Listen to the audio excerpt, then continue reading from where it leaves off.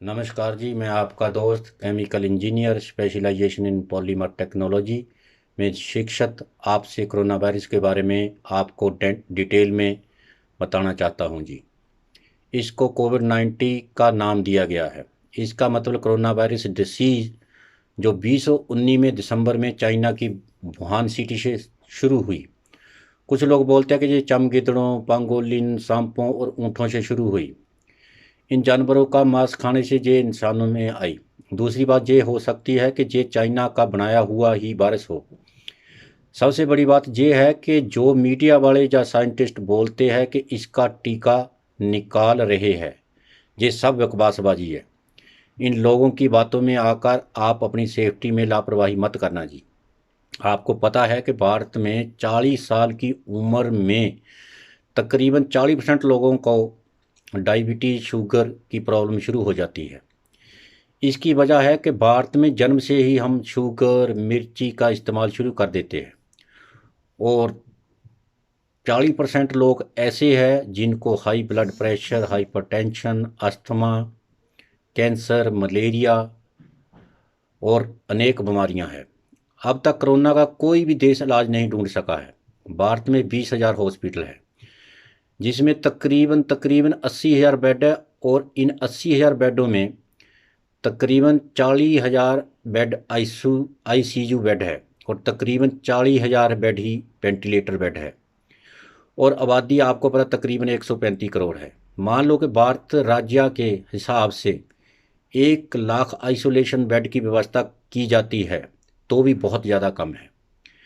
एक corona virus के मरीज को आइसोलेशन बेड नहीं, वेंटिलेटर बेड की ज़रूरत होती है, जो कि भारत में आबादी के हिसाब से तकरीबन एक आदमी के लिए एक बेड भी नहीं आता। तकरीबन तकरीबन 10,000 आदमियों के लिए एक बेड वेंटिलेटर बेड ही से आता है, जो सबसे बड़ी प्रॉब्लम है। कोरोना वायरस का प्रॉब्लम यह है कि कोरोना वायरस कुछ भारी होने के कारण हवा में कुछ टाइम रहने के बाद धरती पे बड़ी चीज़ों पे बैठ जाता है और जब ये चीज़ें इंसानों के संपर्क में आती है तो उसके बाद हाथों और कपड़ों के जरिए ये इंसान के मुख और सांस और आँखों के जरिए पेट में चली जाती है। ये पेट के अंदर जाने के बाद सबसे पहले इंसान के दिल और फेफड़ों पे अटैक करता है। कोरोना का वायरस 1 मिनट में हजारों के करीब कोरोना वायरस को जन्म दे देता है। मान लो एक शुगर डायबिटीज का मरीज जिसकी लहू की नालियों में लहू का प्रवेश पहले ही कम है, जिसके कारण उसको सांस की भी बहुत बड़ी प्रॉब्लम है। दूसरे वो मरीज जिनको blood pressure, cancer, malaria, pneumonia, hypertension जैसी बीमारियां हैं, उसको भी सांस लेने की बहुत ज़्यादा दिक्कत आती है। मान लो अब ये कोरोना वायरस आप में किसी इंसान के जरिए या कोई चीज़ को छूने से मुख, सांस और आंखों के जरिए आपके पेट में प्रवेश कर जाती है। फिर ये पेट के नीचे हिस्से तक जाएगा। उसके बाद इस कोरोना वायरस को भी जीने के लिए सांस चाहिए। मान लो आप एक इंसान को कमरे में बंद कर देते हो, सबसे पहले इंसान को सांस की दिक्कत आएगी, तो फिर सांस लेने के लिए वो इंसान को हवा की ज़रूरत पड़ेगी ताजो वो जी सके। जैसे एक पानी में डूब रहे इंसान को जीने के लिए किनारे की ज़रूरत होती है, उसी तरह इस कोरोना वायरस को पेट में प्रवेश करने के बाद जिंदा रहने के लिए सांस जरूरी होती है। अब कोरोना का वायरस पेट में प्रवेश करने के बाद शरीर के इन उन हिस्सों में प्रवेश करता है जहाँ कोई हिलजुल होती है। इंसान के पेट में सिर्फ दो ही हिस्से होते हैं जहाँ हमेशा धड़कते हैं, वो है इंसान का दिल और फेफड़े। फेफड़ों का काम शरीर के बाहर के वातावरण से ऑक्सीजन को लेना और शरीर के अंदर से कार्बन डाइऑक्साइड को बाहर निकालना होता है। फिर फेफड़ों का कनेक्शन दिल से होता है, जो पूरे शरीर के लहू को हजारों लहू नालियों के जरिए इंसान को जिंदा रखने में कारगर सिद्ध होते हैं। अब कोरोना का वायरस जो कुछ बारह होने के कारण पेट के आखिरी हिस्से में चला जाता है। अब इस वायरस को जिंदा रहने के लिए सांस लेनी बहुत ज़रूरी होती है। फिर ये सीधा फेफड़ों की तरह भागता है और उसको चारों तरफ से फेफड़ों के चारों तरफ को घेर लेता है और आपको और अपने आप को जिंदा रखने के लिए ये फेफड़ों पे सीधा अटैक कर देता है। मान लो अभी ये वायरस उस इंसान पर अटैक करता है जिसको कोई भी बीमारी नहीं है, बिल्कुल तंदुरुस्त है। उस इंसान में उस कोरोना वायरस के लक्षण दिखाई नहीं देते। उस समय तक ये वायरस हज़ारों की गिनती में एक तंदुरुस्त इंसान में जन्म ले लेते हैं। जब इसका वहाँ जोर नहीं चलता तो ये वायरस तंदुरुस्त इंसान की सांस नली से बाहर निकल जाता है अपने आप को ज़िंदा रखने के लिए। तंदुरुस्त इंसान को फिर सांस लेने की प्रॉब्लम आती है। तंदुरुस्त होने के कारण वो अपनी सांस को काबू में कर लेता है। फिर ये वायरस उस इंसान की सांस नली से बाहर हज़ारों की संख्या में निकल जाता है। उसका रीज़न ये है कि तंदुरुस्त इंसान का इम्यून सिस्टम बहुत ज़्यादा स्ट्रॉन्ग होने के कारण उस पर ज़्यादा अफेक्ट नहीं करता। और इसका सबसे बड़ी प्रॉब्लम कोरोना वायरस की ये प्रॉब्लम है कि इसके लक्षण 14 और 21 दिन में दिखाई देने पड़ते हैं। जब तक उसका कारण यह है कि वायरस का शरीर में प्रवेश करने के बाद कोरोना को वायरस की गिनती बढ़ाने के लिए 14 दिन से 21 दिन लग जाते हैं, जिसके कारण जब पूरा स्ट्रॉन्ग हो जाता है तब इंसान के फेफड़ों को कमज़ोर कर देता है। उसके बाद सांस लेने की प्रॉब्लम आती है, छींकें आती है, एकदम बहुत ज़्यादा 102 103 बुखार चढ़ जाता है। उस बुखार एकदम वो बुखार निमोनिया में बदल जाता है। एक वायरस तो शरीर का कुछ नहीं बिगाड़ सकता, क्योंकि शरीर में लाखों करोड़ों एंटीबायोटिक होते हैं जो हमारे शरीर को खतरनाक बीमारियों से बचा के रखते हैं। अब आप ही अंदाज़ा लगाओ कि लाखों एंटीबायोटिकों के लिए लड़ने के लिए कोरोना वायरस को अपनी गिनती बढ़ाने के लिए कम से कम 14 दिन से 21 दिन लग जाते हैं। कमज़ोर इंसान जिसको पहले ही बहुत बीमारियां हैं उसको तो 3-4 दिन में ही अपना शिकार बना लेते हैं। सबसे बड़ी बात यह है कि भारतवासियों इसका कोई इलाज नहीं है। America, Germany, Spain, Italy, England पूरा शमशान घाट बना हुआ है। किसी भी विकसित देश के पास कोई इलाज नहीं है, ना ही कोई टीका है। भारत जो बोल रहा है कि उसके पास आइसोलेशन बेड की हॉस्पिटल में कोई कमी नहीं। आइसोलेशन बेड का एक कोरोना वायरस पीड़ित मरीज का उसी को फ़ायदा है जो गरीबी रेखा से नीचे है, जो एक कमरे में 5-6 लोगों से भी ज़्यादा रह रहे हैं, जो हर रोज़ अपनी रोटी खाने के लिए ही काम करते हैं, जिनके पास घर में अपने आप को आइसोलेट करने का कोई प्रबंध नहीं है।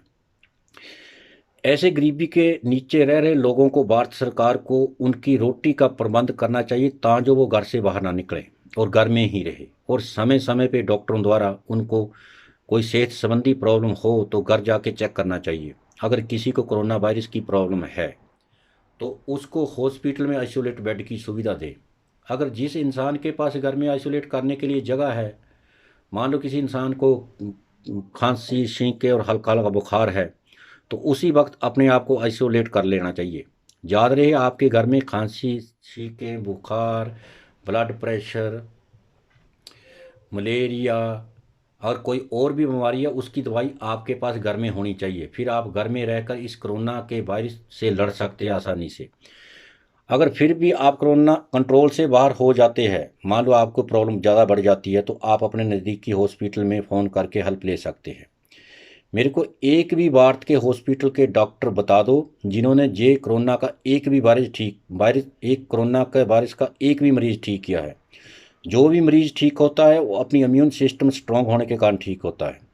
मान लो एक कोरोना वायरस पॉजिटिव हो जाता है, उसको मलेरिया है, उसको कैंसर है, उसको HIV पॉजिटिव है, तो डॉक्टर ये तीनों टीके मिलाकर लगा देते हैं। अगर वो ये टीके उसके मलेरिया और उसके पर अफेक्ट कर जाते हैं तो उनका मलेरिया ठीक हो जाता है, तो उनका कुछ समय के बाद इम्यून सिस्टम स्ट्रांग हो जाता है तो बच जाते हैं।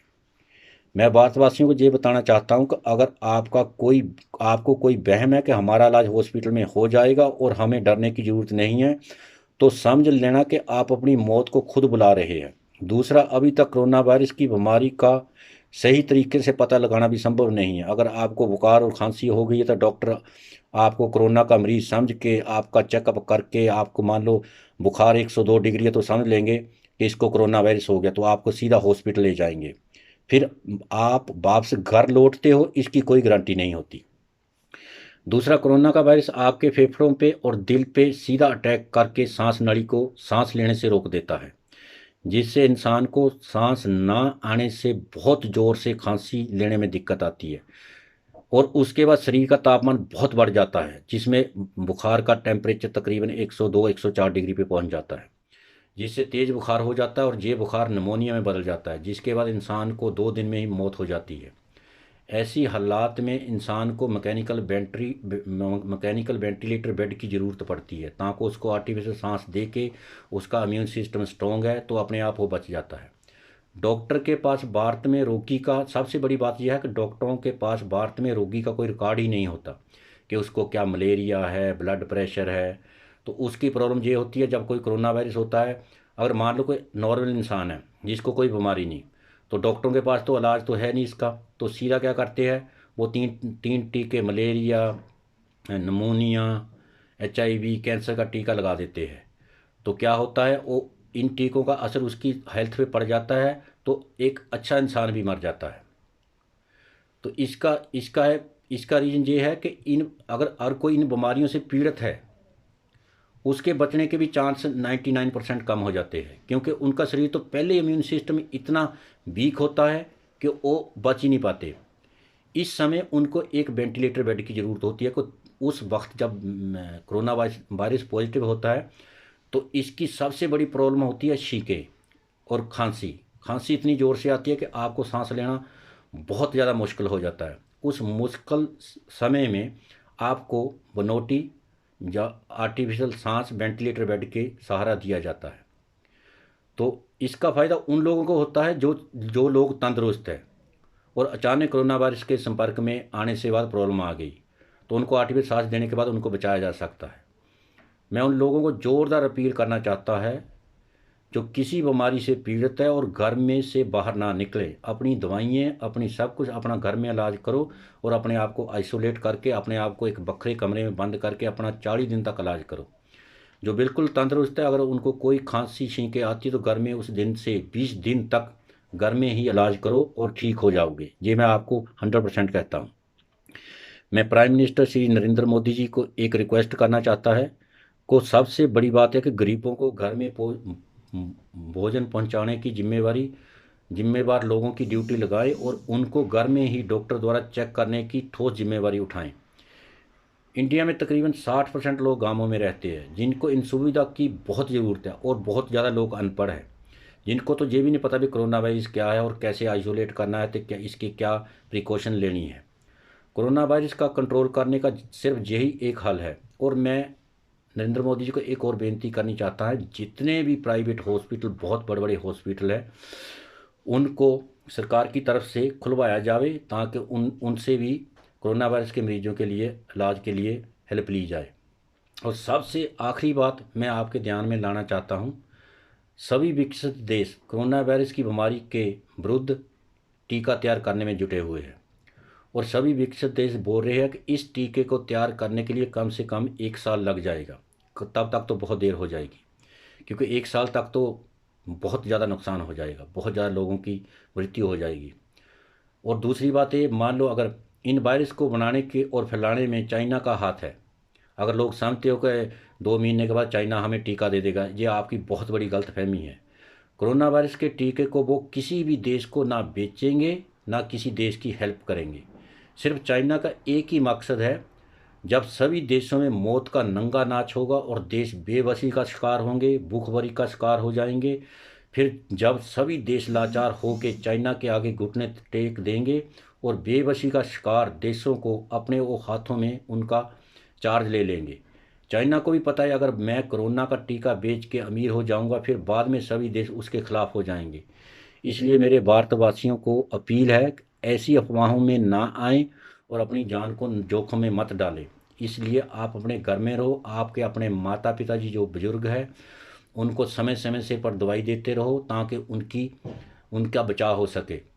दूसरी बात यह है, वे अभी रिसर्च साइंटिस्ट बोल रहे हैं कि 2 जून और 2 महीने के बाद इंडिया में तकरीबन 10-15 लाख लोग अफेक्ट होंगे, और तकरीबन इन 1 महीने के अंदर अंदर 10 लाख लोग अफेक्ट होने के बाद तकरीबन 60,000 मैकेनिकल वेंटिलेटर बेड चाहिए, जो कि इंडिया में नहीं है।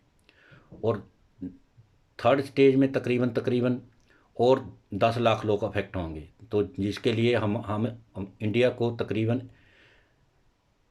1 लाख वेंटिलेटर की ज़रूरत पड़ेगी, जो इंडिया में नहीं है।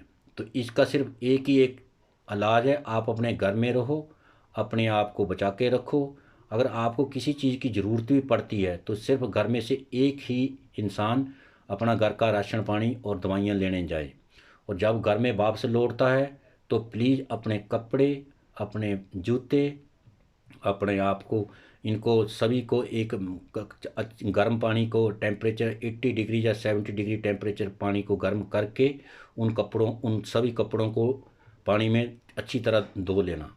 और दूसरी बात ये, उसके बाद इसका अभी तक ना कोई देश इलाज निकाल सका है, और बहुत ज़्यादा पूरे पूरे देशों में बहुत ज़्यादा मौतें हो रही है। मैं आपको हाथ जोड़ के बेनती करना चाहता हूँ, आप अपने घर में रहो और अपने माँ बाप का, अपने बच्चों का, अपनी घरवाली का, सबका ख्याल रखो। सिर्फ इसका एक ही ये इलाज है और कोई इलाज नहीं। जय हिंद।